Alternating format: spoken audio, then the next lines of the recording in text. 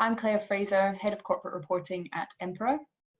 Section 172 requirements where and how to cover stakeholder engagement and how to deal with stakeholder views and board decision making were some of the main focus areas for companies in 2019.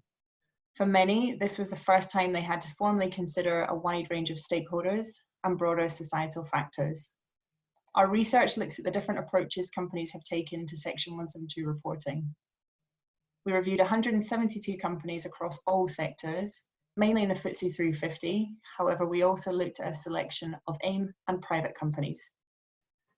So here to discuss and share the findings of our research is Leon Milligan. Leon is a senior consultant at Emperor with over 20 years experience in corporate reporting. Morning, everybody. So today, I just wanted to run through the agenda. I'll start off with a very brief background. I promise I won't bore you too much. There's a lot to get through. Then the details of the findings from the research. It's partly quantitative, partly qualitative. I think the qualitative side is more useful, but people do like the odd stats, so we've got a few stats in here as well. Then we've looked at drawing out some examples from the universe of reports that we have looked at to show you what we think good looks like, and then some thoughts around how companies might like to approach it in the future. And then we have the questions section that Claire mentioned earlier. So by way of a little background, so Section 172 isn't new itself. The main point of it was to distinguish from that which went before, which was that directors were wholly and solely interested in the interests of shareholders. And what Section 172 did was bring in that whilst the members are the most important of the stakeholders, that regard should be given for other stakeholders as well in trying to serve the shareholder. There are some other parts to Section 172 that people forget about. So Section 1 is about promoting the success of the company for the benefit of the members as a whole, and in so doing have regard for the matters listed there. But Section 2 of it changes that so that if a company has a purpose, then in effect, instead of promoting the success of the company for the benefit of its members, you do it as though it were to achieve the purpose. And then Section 3, God forbid those that would fall into this category, all of that is disregarded if the creditors have been called in. And the company is in some trouble. Miscellaneous reporting regulations are what brought in the statement itself, the requirement for a statement on Section 172, and the wording here is quite important. The point of the statement is that it should describe how the directors have had regard to the matters in Section 172 when performing their duties to promote the success of the company. So it's not a compliance or confirmation statement that's required, it's a description of how the directors have gone about their duties. So what's behind all of this? Well, it's the idea of enlightened shareholder value. It is essentially what's driving it. These 4 points all come together. But enlightened shareholder value is essentially that point that in order to serve your shareholders, you need to consider the other stakeholders in the group. And then in terms of how to do that, it's around driving the corporate culture, so that you want to be owning that and driving that and making sure that both the board act in a way that is in accordance with this view of enlightened shareholder value, but also the company as a whole. I also think that it's this describing how point is important, because it's about demonstrating thinking and action.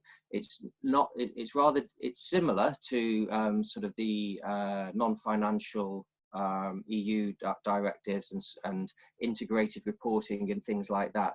But they often tend to describe, require you to give very specific data, whereas this is more about how you do it and how you go about things, and the way that you do it. And so I think it's actually Section 172 is a real driver for change, because it's about how companies themselves are acting and thinking.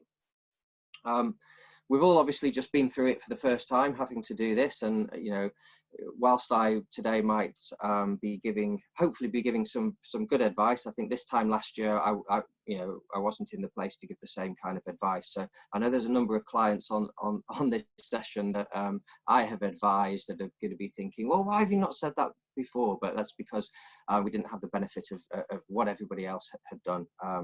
But in terms of the hurdles that we had, I think we found that there was sort of different views and opinions coming from the board. All of this stuff really wasn't embedded in the way that the board worked. And so that had to be all embedded first before we could then report on it. I think we found that a lot of organizations are still working in silos. And so, if the left arm and right arm aren't kind of working in unison, it makes things a little bit difficult. And I think that's particularly true when we think of how annual reports are put together.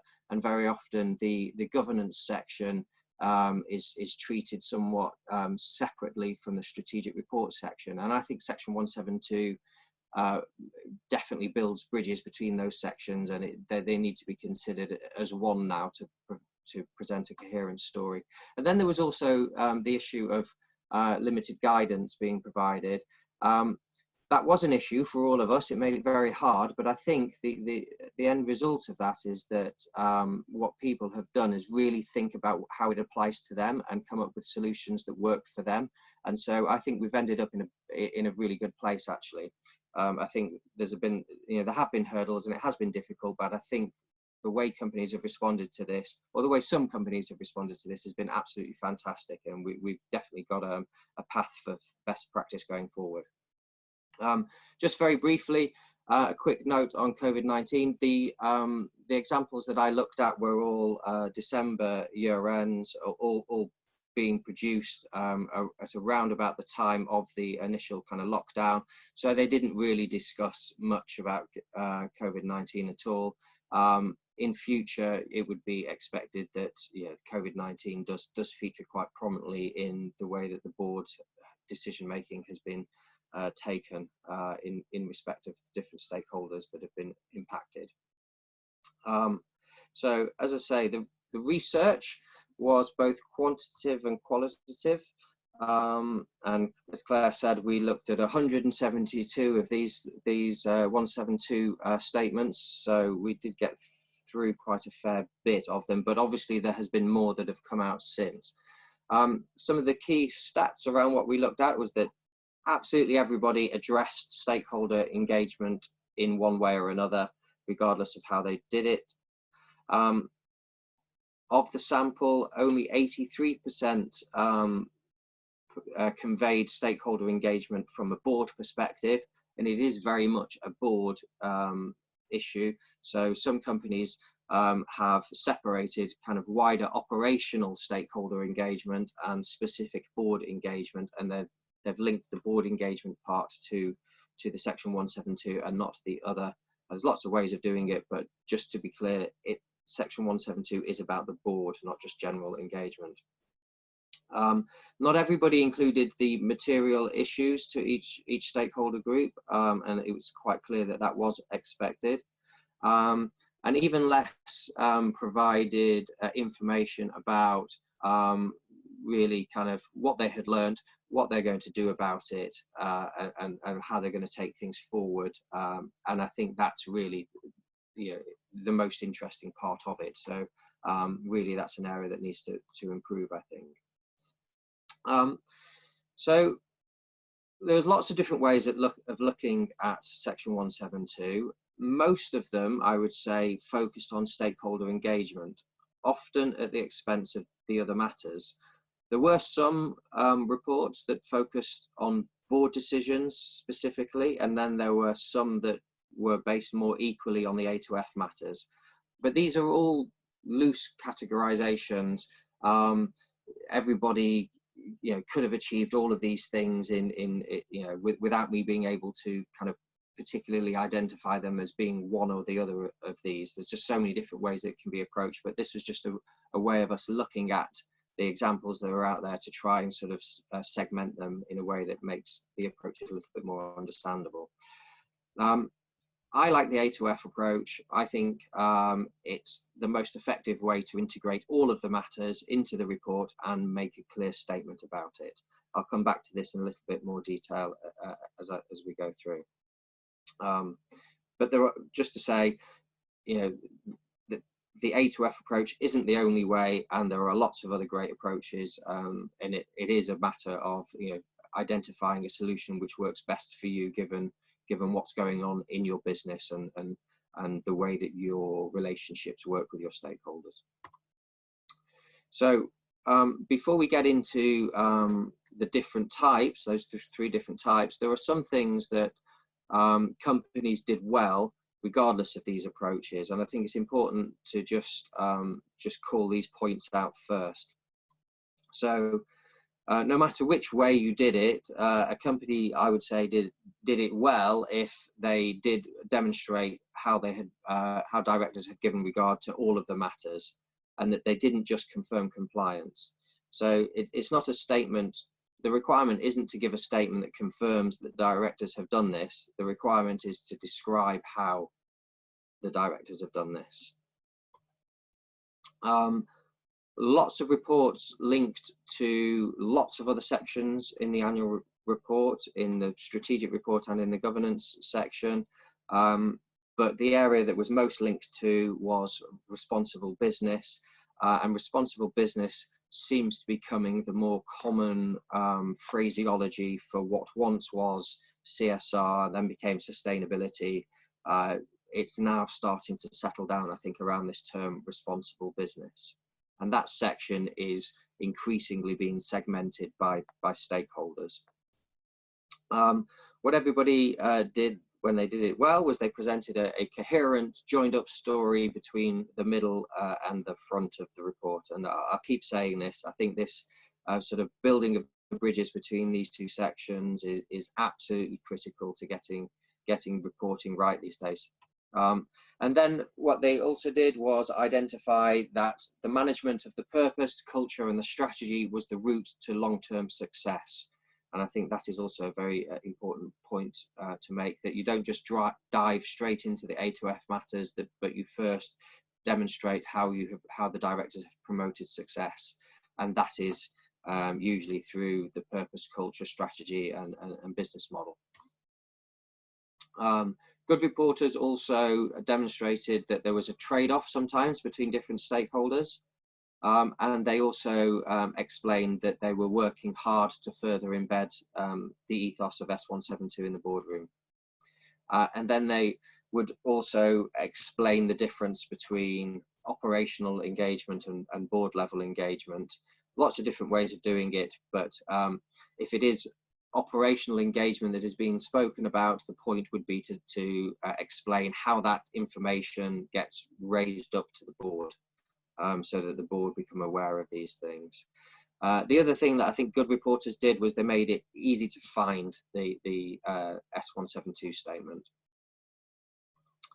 So let's first have a look at some examples from the stakeholder focused group. The first of which I wanted to call out was Lloyd's. So Lloyd's had a very extensive stakeholder section, which they also identified as being their Section 172 statement. This is really good, really detailed. They explained indirect and direct engagement by the board. What they did do is a little bit different to others, is they had their board decisions associated with each different stakeholder group. So there was a decision for customers, a decision for shareholders, a decision for each of the groups, and that isn't really the way that I would think would work for most companies. But if you find that you haven't really had any major decisions in the year, then that might be something that would work for you. You can look at sort of tertiary level decisions and identify them for the different stakeholders. But really, I think it should be about big decisions and how those big decisions affected all of the stakeholders. Reckitt Benckiser similarly had an extensive stakeholder section in the strategic report, but as opposed to Lloyd's, they didn't say that section was the 172 itself. They had a separate section at the end of that was the 172 statement that then afforded them the opportunity to describe how the directors brought into stakeholders into their decision making, and then they included a number of decisions in that section 172 statement. And then Admiral, this is an example that I think was the most common approach. I picked Admiral because they still had an extensive stakeholder section up front in the strategic report and talked about stakeholders in lots of different places. But their section 172 statement itself was this sort of tabular stakeholder-led engagement table. And the rest of the A to F matters were basically just confirmed in a statement above. So I don't think that's the best way to do it, but that was I don't think now that's the best way to do it. I did advise a number of clients at the time that was a way to do it, to get through it in the first year when we didn't really know what best practice was. But I think we're going to see people move on from that approach over time. So in this group of stakeholder-led reporters, I think the ones that did it best were already doing something around stakeholders. They had been looking at stakeholders for some years in their reporting, and that helped them develop their S172 approach. I think that some reporters successfully integrated the S172 into that big stakeholder section. But my feeling is that it's a bit more effective if we were aligned to it, but not necessarily forming part of it. So more like the RB version than the Lloyd's version. And the reason for that is because then it enables you to separate this board-specific part of engagement and also talk about the other A to F matters in a more considered way. The next group of examples are those that were built around decisions. So Barclays, again, still had a great stakeholder section up front, but their section 172 statement itself was primarily built around these three subject areas around which the board had been making decisions in the year. Howden's Joinery similarly had a separate engagement section elsewhere, but the S172 statement itself was all about decisions. And then Signature Aviation actually went through the A to F matters and talked about decisions built around each of the A to F matters. So with regards to these sort of decisions-based approaches, I think some reporters did this well, but really I found that the discussion around decisions was best used when it was in combination with other disclosures. If the only way that you were trying to demonstrate how you had regard for the whole section 172 was through decisions, then it became a bit difficult. I find it better to use this as a supporting approach to explain everything. Also, I think it's important that what's included is decisions that have occurred in the year, or the outcome of the decision has occurred in the year, and that it's specific. It's not. I saw some examples where the decision was treated more as sort of a, we have a strategy away day every year, and in that strategy away day, we decide if the strategy is to remain the same. That's not really, I don't think, what's required. It's something that's specific in the year that has happened, that you that doesn't really sort of happen every year. It's not a process that we're looking for here.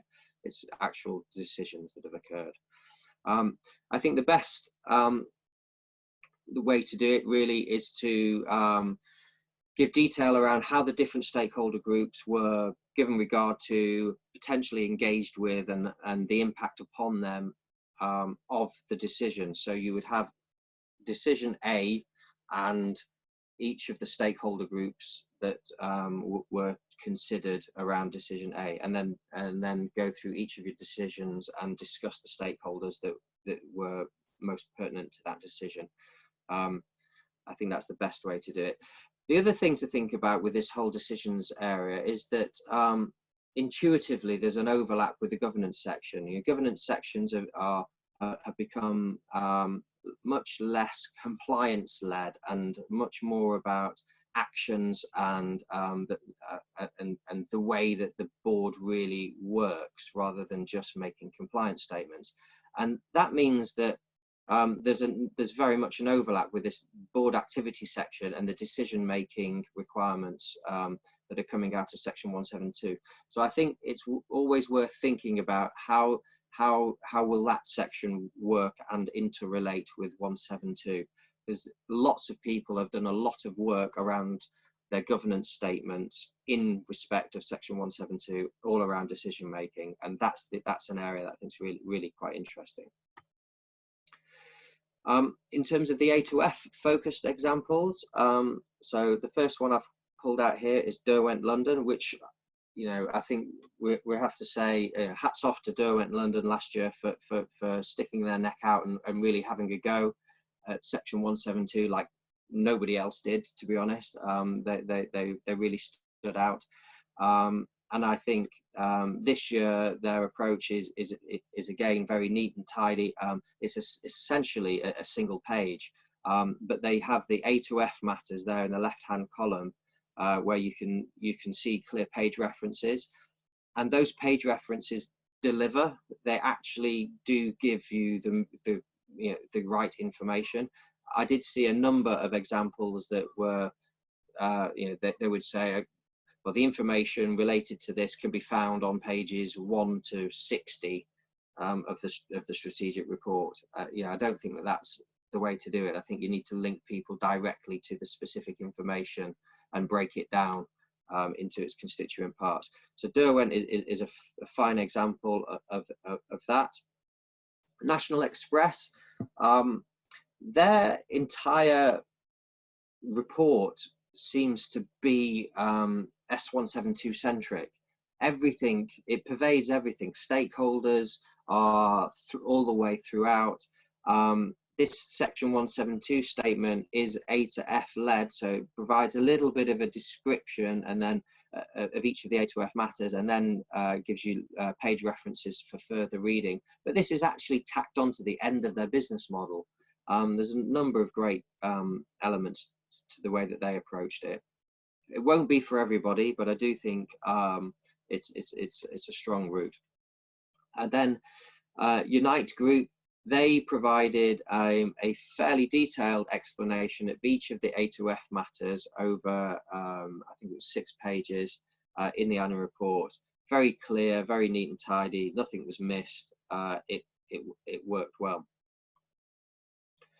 So I think it's a subjective view, but I personally think that this A to F route is the easiest way to do it, and that's because it most readily enables linkage to the rest of the annual report. It enables you to link to an extensive stakeholder section. It enables you to link to examples of decisions and other aspects of the strategic report and governance statement that relate to section 172. If you've got something built around A to F and you're linking off to these other parts of the report, I think it's just much more coherent and easy to follow.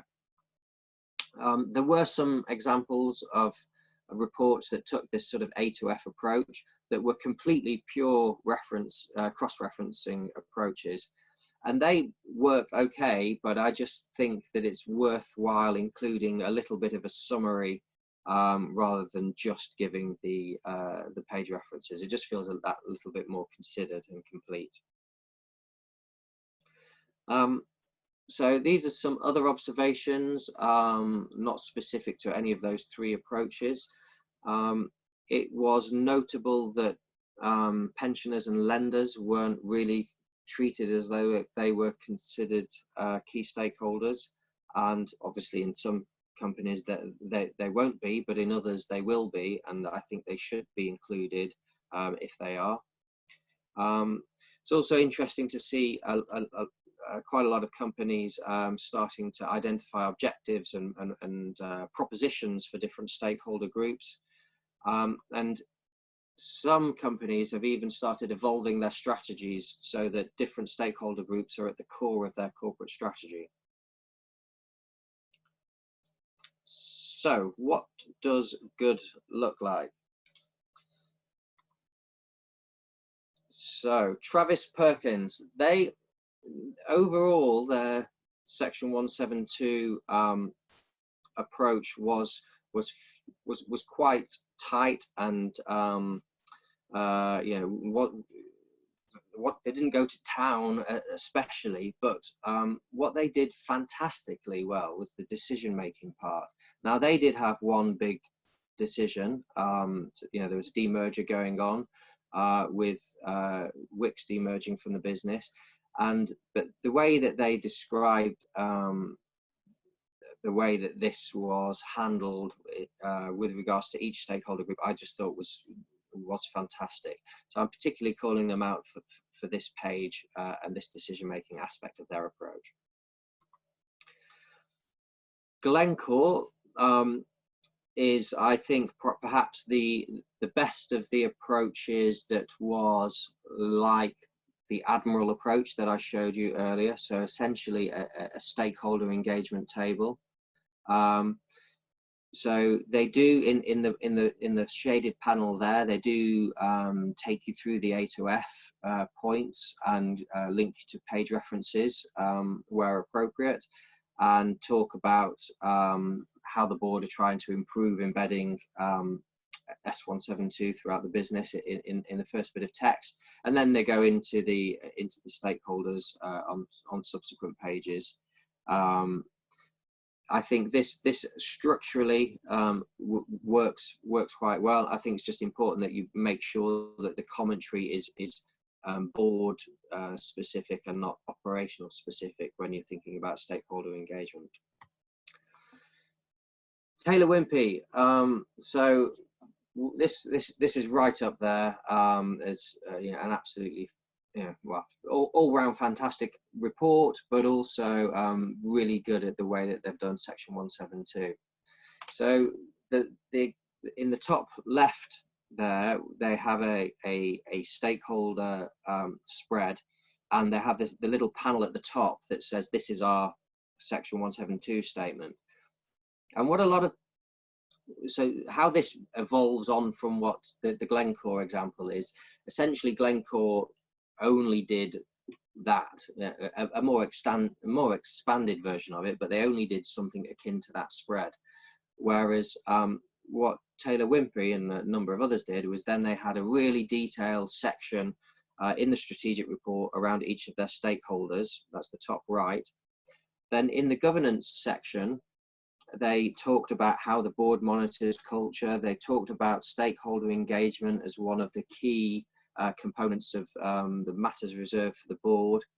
And then they spoke about how they brought stakeholders into their decision making, and then had a separate board specific stakeholder engagement section that sat in the governance section, as opposed to the previous one that was in the strategic report.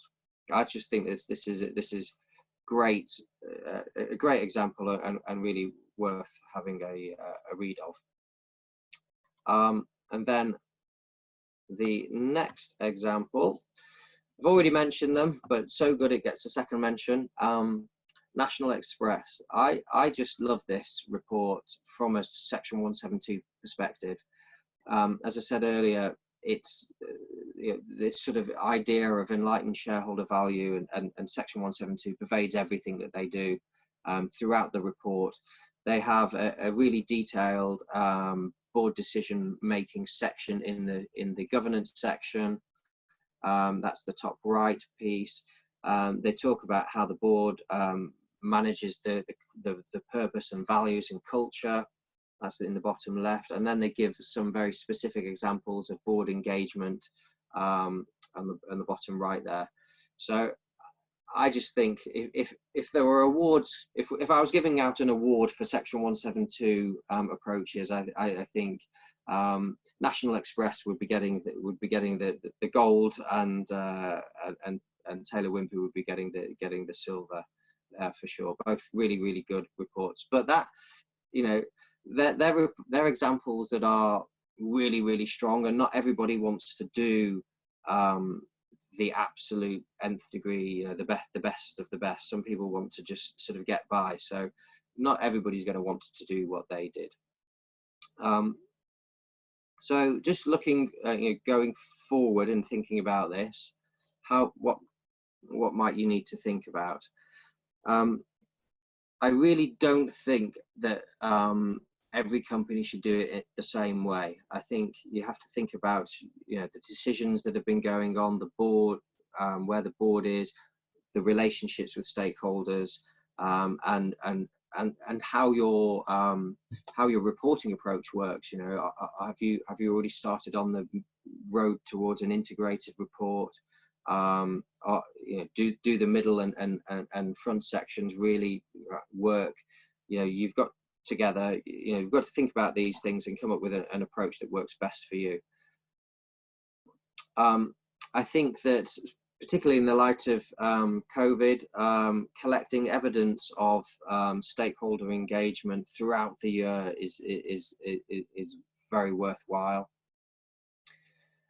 And I think that you should think about not just the Section 172 statement, but think about the whole corporate story and how the whole story is coming across through the annual report. And this, again, this concept of enlightened shareholder value. How do we communicate these points throughout the report, not just in the Section 172 statement itself? And then, yeah, think integratedly, break down silos.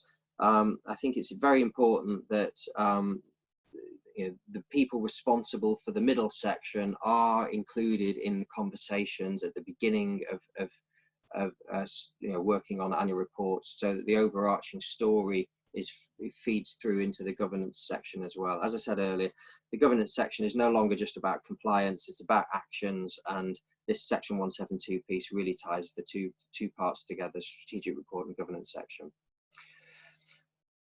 But I recognise in these 4 points, I'm not really telling you how to do it, and sometimes people just want to be told how to do it. So I have got for you an example of how you might do it. It's not going to work for everybody, but I think it's an approach that's worth thinking about.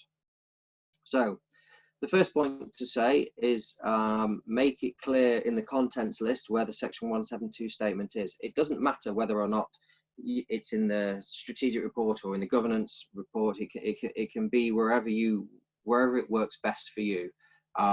You have to make references in the strategic report if it is in the governance report, but I wouldn't concern yourselves with where it actually sits. Just make sure that it's identifiable and easy to access. If you do put the statement itself in the governance section, then a little reference, often around the chairman's statement, but it could be on the business model. It could be it could be you know, a number of different places, but a little reference to say where it is in the strategic report, because officially it is supposed to be in the strategic report. I would say that it's important to think about the business model in respect of Section 172. Stakeholders first started to feature at the output end of business models, and then and it's sort of evolved from there, really, in terms of how we talk about generating broader stakeholder value. But I think Section 172 very much interrelates with the business model, so it's worth just keeping that in mind. Similarly, strategy. So the actual progress that the company has made against its strategy will be in the strategic report. But as I was saying earlier, how the board makes its strategic decisions, that's a governance statement consideration. And the Section 172 statement should link to both. Then we have a key stakeholder section. So I just identified a number of stakeholders that are common. The key things to include in here are a little bit of background about who the stakeholder group is and what's important to them. It was surprising how few people included the material issues. Then identify it as how the board engages and split that between indirect and direct. So the indirect would be engagement that the board themselves don't do, that somebody else within the business does, but then it gets elevated up to the board, should there be issues or things for them to think about, and that whole thing gets described. And then a section around findings, actions, outcomes, what we're doing about this good stuff that we've been told.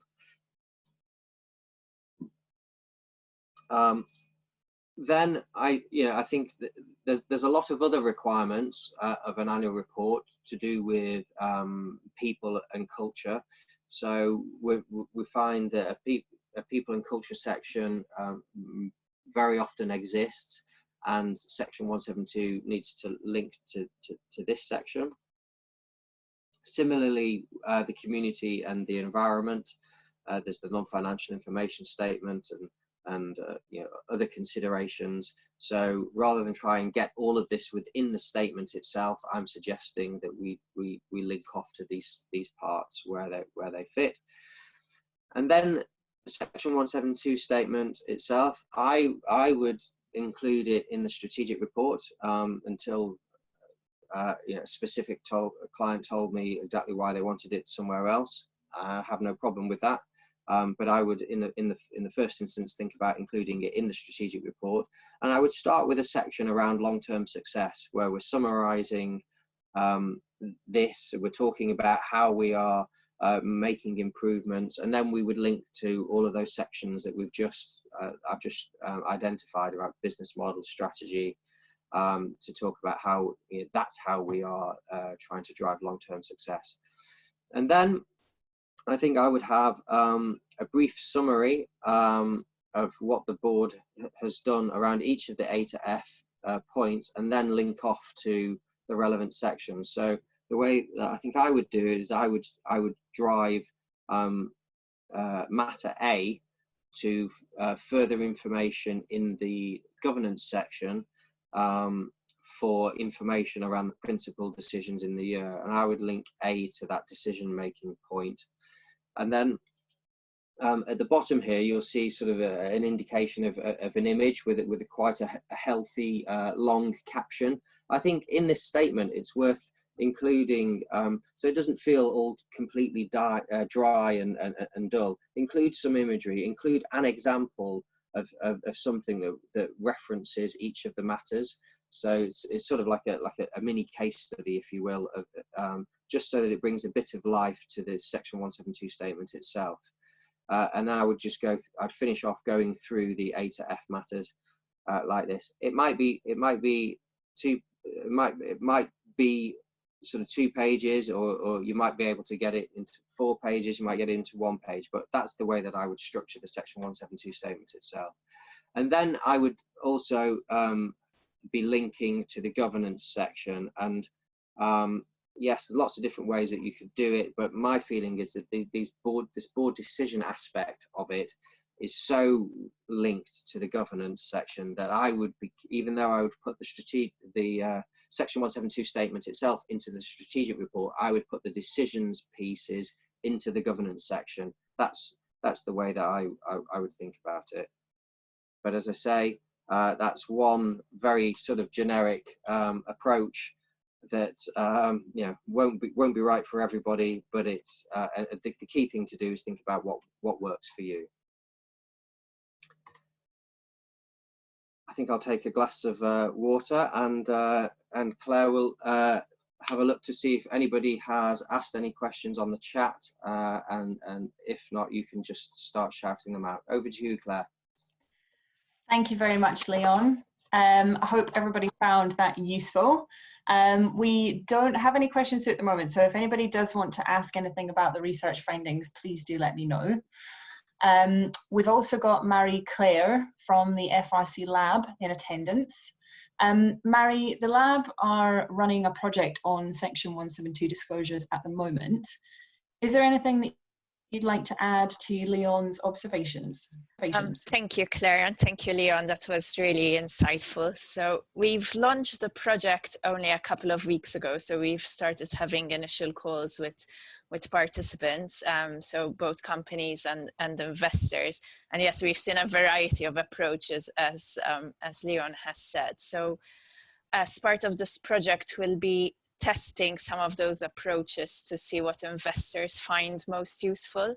But certainly the linkage to business model and strategy, I think that will resonate quite a bit with investors.